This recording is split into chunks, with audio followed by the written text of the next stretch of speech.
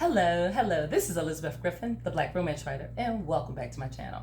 If you haven't subscribed, please take a moment to do so and definitely share my content with others. Today I want to talk about a problem that we have in the Black publishing community. A huge problem, a void. Once upon a time, BET published all types of books under the imprints of Arabesque, Sepia, a new imprint, and BET served a purpose. They gave literature, entertainment through writing to lots and lots of Black people. And they provided romance, they provided inspirational books, they provided a service that was truly needed. And then along came Harlequin, and Harlequin purchased Arabesque, Sepia, new imprint from BET. And for a while, Harlequin produced books for young adults, African Americans, and people of color under the imprint True Kimani, or Kimani True. And then for adults, Harlequin had KIMANI Press, and they produced quite a bit of books. They provided career opportunities for a lot of Black writers and writers of color, and the readers were happy, and I assume Harlequin was happy. However, a little while later, KIMANI True, which is the teenage version of young adult fiction for people of color or teens of color, that was closed. And then sometime later, KIMANI Press, which produced all these romance novels for adults, was closed. And so now, I'm going to take a seat. So now, the publishing world, the Black publishing world, or readers, are faced with a problem. We don't have category romances to read. We don't have books that feature African American love, African American characters any longer. At least not category romances, and at least not under KIMANI Press or KIMANI True. So there is a huge void, and I've been thinking about this a lot because I love category romances. And for those of you who may not know, a category romance is a book with a page count from 1 to maybe 200, 250. It is a formulaic storytelling in which there is boy meets girl, there is a conflict between boy and girl, and then there is a resolution, and then the happily ever after, or the happy for now. And so these formulas are what make up category romances. You can write them under any genre. It could be a suspenseful category romance. It could be young adult category romance. It could be Christian. It could be anything historical. But it is a formula that is always followed. There is a guaranteed happily ever after. And these books are produced monthly, and they are numerical in order. So they can go on from 1 to infinity. So now that KIMANI Press no longer exists, and all these writers, African American writers or writers of color, however you want to term it, they have lost their home. And there is a huge void in the Black community, whether it is African American, whether it is Caribbean, whether it's from other countries on the continent of Africa, wherever the Black diaspora is, there is a void, a huge void.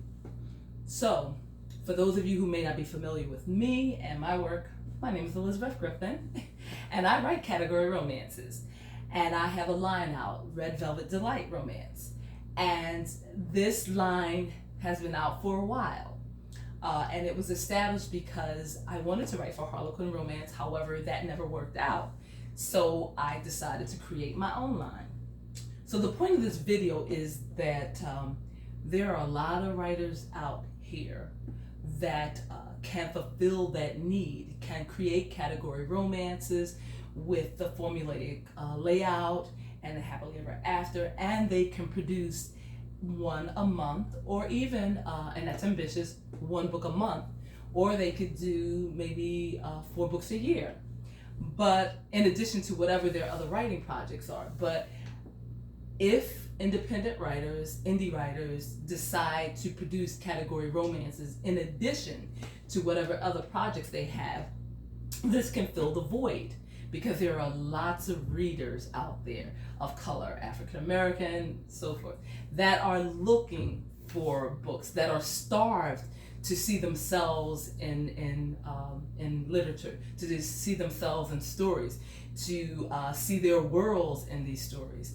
And as I said, BET Books provided a huge service to different communities, ethnic communities, and now with the loss of KIMANI Books and KIMANI True, there are so many readers that are starved for these type of books.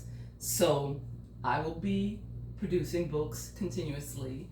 I have 13 Red Velvet Delight romance titles under my belt, and I will be doing this for as long as I can, and hopefully you will join me as other writers and we can fill this void, because indie writers are everywhere and indie writers are producing and uploading, and if you incorporate category romance writing into your agenda or put that on your calendar, it could be very productive, it could be very lucrative, and you may be surprised at the turnout, and you may garner a whole new audience. So let me know what you think and how you feel about this particular situation, because I believe as indie writers, the reason we became indie writers, and I'm not speaking for everyone, but a lot of us, the reason we became indie writers is because we weren't able to break into the established publishing industry. Our work wasn't considered sellable, it wasn't considered interesting, it wasn't considered important. And therefore, we as indie authors decided that we were going to take things in our own hand, and we were going to start producing and writing and publishing our own work. And now with the advent of the network and ebooks and these free platforms where we can upload our stories and design our covers and create our own publishing companies, the publishing world has changed immensely. And so we have power. We have power. So the fact that these presses no longer exist, that is very sad, that is very tragic. However, we can unite and we can start putting out these types of books, and we can fill a need. And obviously some of us are going to be better at it than others, and some of us are going to gain a lot of attention, and some of us are even going to be approached by mainstream publishing. And what each individual writer decides to do is up to them. However, I want to maintain control over Gore Publications, which is my publishing company. I want to maintain control over Red Velvet Delight Romance, because I want to ensure its future. I want to ensure that it will be available always, and that someone will not come along, and if I were to sell it, let's say, someone would not come along and decide it's no longer relevant, it's no longer important, and therefore they shut it down. Each writer has to decide what is important to them and what they will sell and what they won't sell. But I find that I'm very sad that KIMANI Press no longer exists. I'm surprised and I'm shocked, and I want to see other publishing companies come to the rescue of these readers, and myself included, because in addition to being a writer, I like to read. I like to read interesting, entertaining, romantic stories. And I want to see us as publishers and as indie authors and independent content creators to come together and to fill that void. So as always, thank you for joining me on our platform. I'm wishing you love, peace, joy, and happiness. Until next time, enjoy your Sunday. Bye-bye.